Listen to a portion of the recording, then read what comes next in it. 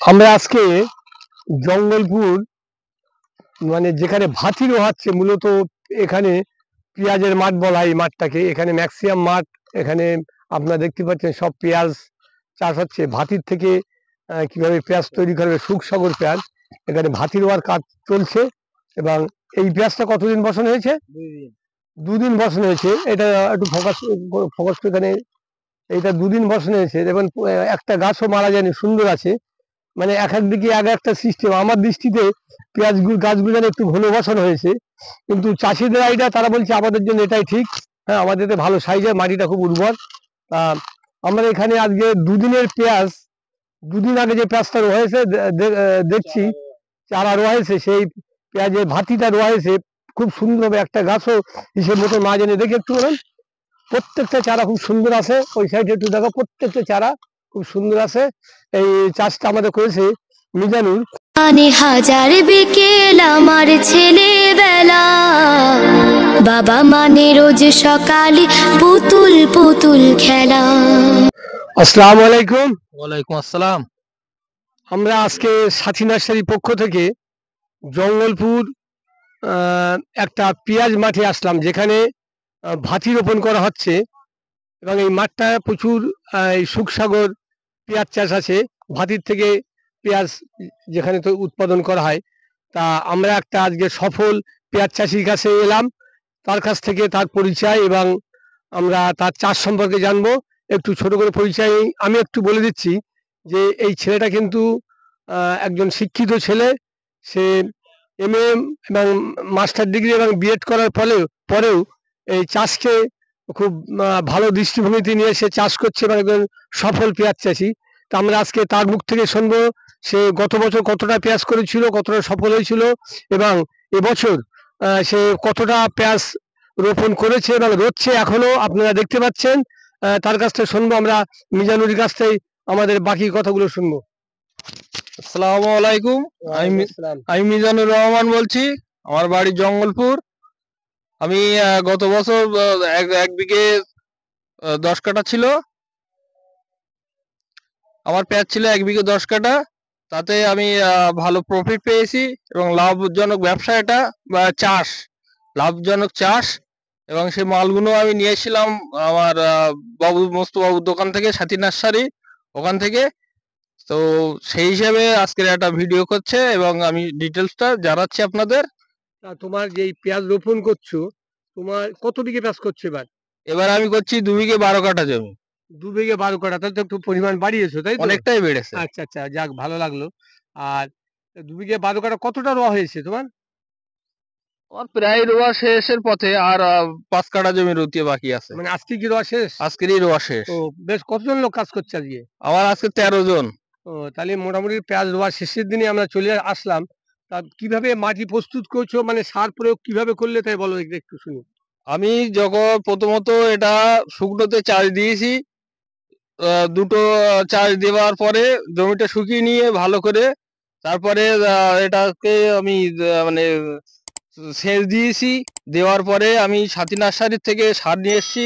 কাঠায় 12 KG করে সার দেওয়া হয়েছে এবং সঙ্গে 3 কেজি জিঙ্ক, মানে নোনার যেটা আর কি, সেই নোনার ওষুধ, অনুখাদ্য, এবং হিউমিক দিয়েছি, এতে সালফার দিয়েছি, বোরন, সমস্তটা সব এই সাথী নার্সারি দোকান থেকে নিয়ে এসেছি, সমস্ত দোকান থেকে, বুঝলেন। দেওয়ার পরে জমিটা মইটই দিয়ে আবার ঠিকঠাক করে আমি এই চারাটা রুচ্ছি, সুখসাগর যেটা পেঁয়াজ ভাতির থেকে হয় সেটাই। আপনারা শুনলেন যে সে 2 বিঘে 12 কাঠা, 2 বিঘে 12 কাঠা পেঁয়াজ তার আজ রোয়ার শেষের দিকে। আমরা মূলত তার কাছ থেকে শুনলাম যে কিভাবে সে পেঁয়াজ রোপণ করেছে। তা আমি আরেকটু কথা এতে অ্যাড করতে চাইছি। আমাদের গ্রামের লোকের একটা খানিকটা ঢিলেমি আছে, যেটা যে আমরা জৈব সার দিতে চাইনি। এটা কিন্তু গভর্নমেন্ট বারবার বলছে, তাকে দিচ্ছে পেঁয়াজ চাষের ক্ষেত্রে যে আপনি একটু জৈব সার দিতে পারেন, সব থেকে ভালো হয়। হ্যাঁ, বাড়ির থেকে নাহলে অন্তত কিছুটা অন্তত জৈব সার কিনে দিলে, যদি গোবর সার না দিলে এটা খুব ভালো হয়। নেক্সটে আপনি চাপান টাপান যখন দেবেন চেষ্টা করবেন এটা দেওয়ার। আচ্ছা, দ্বিতীয়ত কথা বলি যে আমরা এই সার প্রয়োগ ব্যবস্থা জানলাম।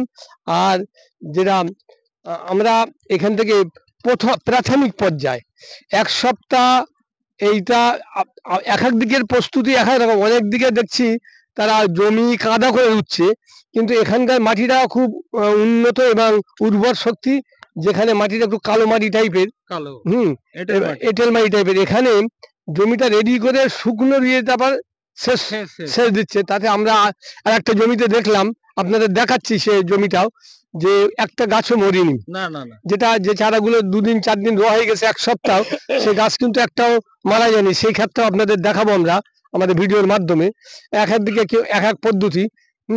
তা এটাও একটা ভাবে আপনি করতে পারেন, অথবা অনেকে কাদা করেও করছে, এটাও করতে পারেন। আপনার যে মাটি হিসেবে যেটা আপনার বেটার সেটা আপনি করবেন। আর যেটা করবেন, 1 সপ্তাহ থেকে 10 দিন বাদে আপনার জমিটা সেচ দেওয়ার পরে যখন পাওয়া সহ্য পাচ্ছে বা জমি গাছটা সবে তৈরি হচ্ছে, তখন কিন্তু একটা প্রয়োজনীয় স্প্রে আপনাকে দিতেই হবে। হ্যাঁ, এটাকে আমরা বলছি মানে 1 সপ্তাহ থেকে 14 দিনের মাথায় স্প্রেটা মাস্ট আপনাকে রাখতে হবে। আপনার গাছটা দ্রুত খুব সুন্দর হবে। যেটা হ্যাঁ, যেটা আপনি করবেন, পার লিটারে 5 গ্রাম করে, আপনি দেবেন 19-19 স্প্রে ফার্টিলাইজার, যেটা স্প্রে সার, সঙ্গে 2 ml করে ডোমার পার লিটারে, এবং চ্যালামিন 1 থেকে 1.5 গ্রাম। এটা আপনি মাস্ট কিন্তু স্প্রে করবেন, দেখবেন আপনার গাছটা দ্রুত ধরে গেছে। কেন এখানে হিউমিক ওরা জমিতে দিয়েছে, এই জন্য দিতে বলছেন, আপনারাও দেবেন, এটা কিন্তু মাস্ট। এইভাবে আপনি যদি চাষ করে যেতে পারেন, আপনি সঠিকভাবে সঠিক পদ্ধতিতে যদি এই চাষটা করতে পারেন, তাহলে আপনার প্রফিটটা খুব ভালো পাবেন। গত বছর আমাদের মিজানুর রহমান একটা ভালো পয়সায় পেঁয়াজের থেকে পেয়েছে, এবং যার জন্য এবার জমির পরিমাণটাও বাড়িয়েছে। তাই ইনি এটা বাণিজ্য ভিত্তিক চাষটা করছেন, যেটা অর্থকারী ফসল, এবং এটা বাণিজ্যিক ভিত্তিক চাষ করছেন। তাই আসুন আমরা আমাদের চাষকে যাতে সুন্দরভাবে করে, হ্যাঁ, মানে খরচ সাশ্রয় রেখে এবং অধিক উৎপাদন করতে পারি, সেই উদ্দেশ্য আমরা সাথী নার্সারি আপনাদের মাঠ প্রদর্শনীতে আসি, আপনাদের পাশে আসি এবং থাকবো। মাটি প্রস্তুতির পরে, জমি রেডি করার পরে আমাদের দ্বিতীয় যে কাজটা হবে এখানে, সে কাজটা হচ্ছে আমাদের পেঁয়াজ রোপণ পদ্ধতি। আমরা যে ভাতির চারাটা রোপণ করবো, এই পদ্ধতিটা। তা এখানে আমরা যে চারা রোপণ দেখছি, হাতের মধ্যে 4 থেকে 5টা যে পেঁয়াজটা রোপণ করা হয়েছে, হাতের মধ্যে 4 থেকে 5টা, মানে 4 ইঞ্চি করে দেওয়া হচ্ছে। আর যেটা একটা সারির থেকে আর একটা সারির দৃষ্টান্ত হচ্ছে 6 ইঞ্চি, একটা সাইড থেকে আর একটা সাইড দূরত্ব হচ্ছে 6 ইঞ্চি। এইভাবে আপনি চারাটা রোপণ করবেন। আর এর মাটির জন্য সব থেকে বেটার যে মাটি হয়, একটু আম্লিক ধর্মী মাটি হলেই পেঁয়াজ চাষটা ভালো হয়। হ্যাঁ, এখানে একটু সারের প্রয়োজন হয়, এবং এর মূলত গুচ্ছমূলির জন্য সারটাও প্রয়োজন হয় বেশি। আর যেটা মাটিতে যে মাইক্রোনিউট্রন, সালফার, এবং এগুলো চাষি ভাইয়ের কাছ থেকে শুনলেন, তবু আমি আর একটু যোগ করি। আপনারা সার 10 থেকে 12 কিলো প্রথম যেটা মেন এতে দিলেন সেটা দেবেন। আর দ্বিতীয়ত হচ্ছে মেন চাষের সময়, জমির প্রস্তুতির সময় সারটা দিলেন। আর জমি রেডি করার পরে, যে পেঁয়াজ ভাতি রোপণ করার পরে যে সেচটা দিচ্ছেন, এই সেচটা দেওয়ার পরে আপনি মূলত যে ট্রিটমেন্ট লাগবে, তৃতীয় পর্যায়ে আমরা বলছি, ভাতি রোপণ করার পরে তৃতীয় পর্যায়ে যেটা বলছি, একটা স্প্রে, প্রাথমিক পর্যায়ে যে স্প্রে, সেই স্প্রেটা আপনারা দেবেন, যেটা আপনার লাগবে ডোমার পার লিটারে 2 ml, এবং লাগবে 19-19 স্প্রে সার, যেটা পার লিটারে 5 গ্রাম, এবং আপনার লাগবে চ্যালামিন পার লিটারে 1 থেকে 1.5 গ্রাম। এইটা আপনি স্প্রে করেন 10 থেকে 12-14 দিনের মধ্যে। প্রথম ছেঁচার পরে গাছটা যে ধরে গেল, তখন আপনার গাছটা খুব দ্রুত জোর পাবে, গাছটা দ্রুত এনার্জি পাবে, এবং গাছটা সুন্দর হয়ে উঠবে। আমরা এখন সেচ নিয়ে কথা বলবো। এই জমিটায় আপনারা দেখছিলেন, আমরা 10 মিনিট আগে এখানে প্রথমেই কথা বলছিলাম, যে যখন পেঁয়াজটা ভাতিটা রোয়া হচ্ছিল, রোয়া এই জমিটা কমপ্লিট হয়ে গেছে, এখন কিন্তু সেচ শুরু হয়ে গেছে। পেঁয়াজ রোয়ার সঙ্গে সঙ্গে কিন্তু জমিটা প্রথম সেচটা শুরু হয়ে যাচ্ছে, নতুবা অনেক চারা নষ্ট হয়ে যাবে। কিন্তু এইভাবে যদি সেচ দেওয়া হয়, জমি ভাতি লাগানোর পরপরই যদি সেচ দেওয়া হয়, তাহলে আপনার চারা একটাও নষ্ট হয় না, চারাগুলো সব অটুট থাকে। এটা কিন্তু রোয়ার পরপরই একটা সেচ চলছে।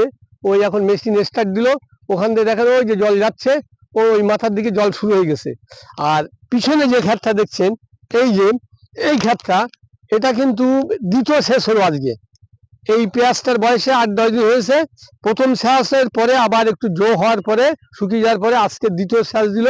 এবং প্রত্যেকটা চারা দেখেন, প্রত্যেকটা চারা খুব সুন্দর আছে। হ্যাঁ, প্রত্যেকটা চারা দেখেন, প্রত্যেকটা চারা খুব সুন্দর আছে, একটা চারাও নষ্ট হয়নি যেখানে দেখা যাচ্ছে, প্রত্যেকটা চারা খুব ভালো আছে। তা এই পদ্ধতিতে আপনারা করবেন, তাহলে এটা দ্বিতীয় শেষ হলো আজকে। এবং আপনারা অনেকে চেষ্টা করবেন প্রথম সেচ দেওয়ার পরে, পাঁচ সহ্য হওয়ার পরে, স্প্রে করার পরে এটা আপনি যদি সেচ দেন তাহলে ভালো হয়।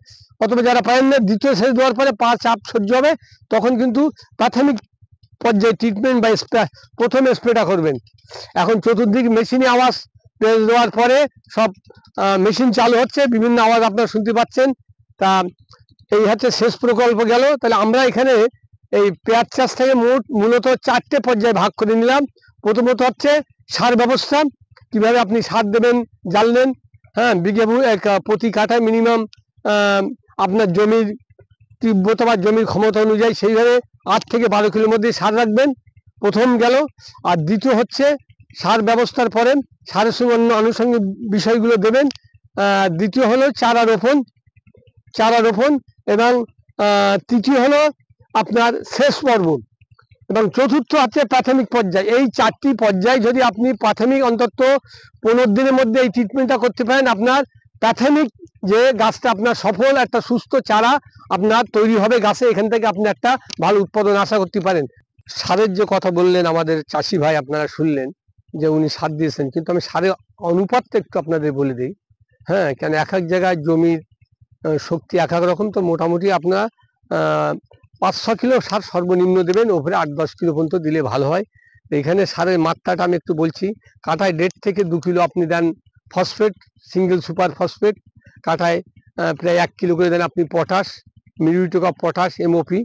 হ্যাঁ, আর আপনি দেন ওর সঙ্গে DAP দেন কাঠায় 1.5 থেকে 2 কিলো।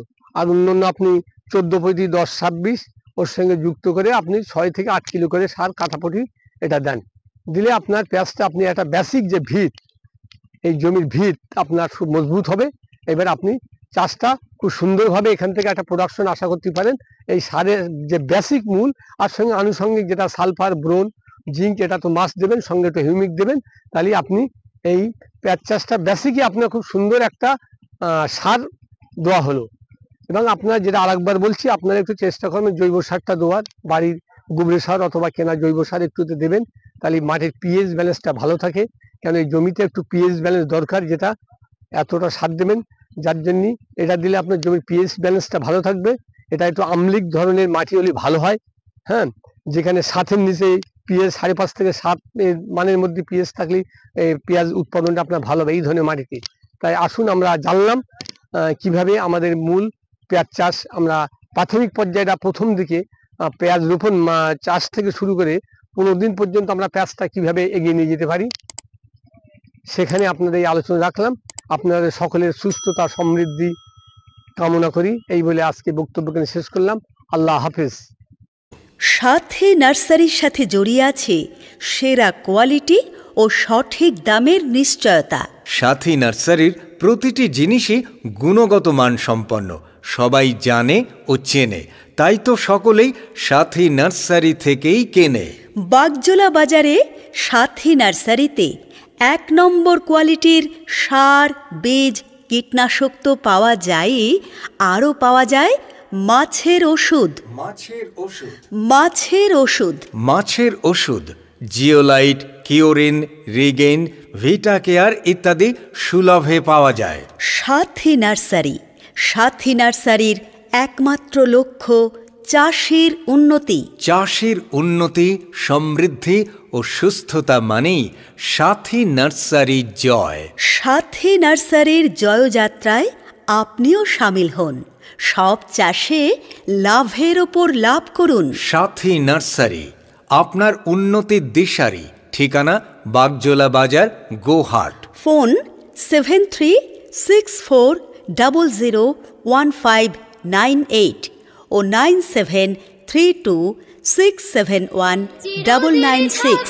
বলো তুমি আমার সাথে, মা বলে ডাকবে বলো সারা জীবন ধরে। বেলা শেষে তুমি আজও অনেক অভিমানী। কেউ না জানুক আমি জানি তোমার সোনামণি।